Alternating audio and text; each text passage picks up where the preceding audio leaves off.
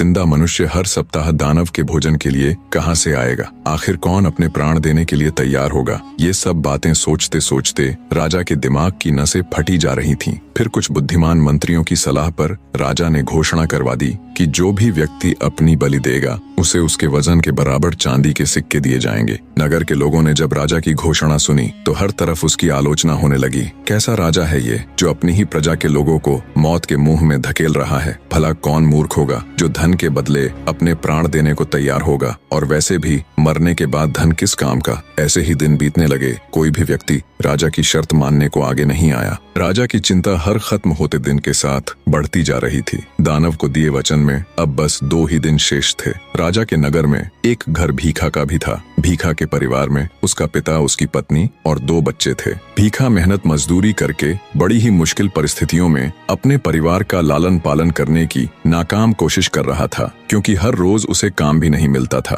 परिवार की स्थिति इतनी दयनीय थी कि जिस दिन भीखा को काम नहीं मिलता उस दिन परिवार के सदस्यों को भूखा ही सोना पड़ता। भीखा के बाप ने भीखा को राजा की घोषणा के बारे में बताकर उसे राजा के पास जाने की सलाह दी। पिता के मुख से ऐसी बात सुन भीखा का हृदय मारे दुख के छलनी हो गया, पर बेचारा करता भी तो क्या। वो पिता की बात से सहमत हो गया और अत्यंत भारी हृदय से राजा के पास चला जाता है और कहता है, मैं उस दानव के पास जाने के लिए तैयार हूँ। भीखा की बात सुन राजा को कुछ शांति मिली। सिपाहियों की निगरानी में भीखा को दानव के पास जाने के लिए विदा कर दिया जाता है। बेचारा भीखा चलता जाता और सोचता जाता। चलते चलते अचानक वो जोर जोर से हंसने लगा और फिर रोने। फिर कुछ सोचकर वो दृढ़ निश्चय कर उस दानव के पास जाता है। भूख से तिलमिला रहे दानव ने उसे देखा तो तुरंत उस पर झपट पड़ा, पर दानव जब उस पर झपटा तो वो फुर्ती से एक और हट गया और मौका देख निगरानी के लिए आए हुए एक सैनिक के भाले को ले तेजी से उस दानव के ऊपर वार किया।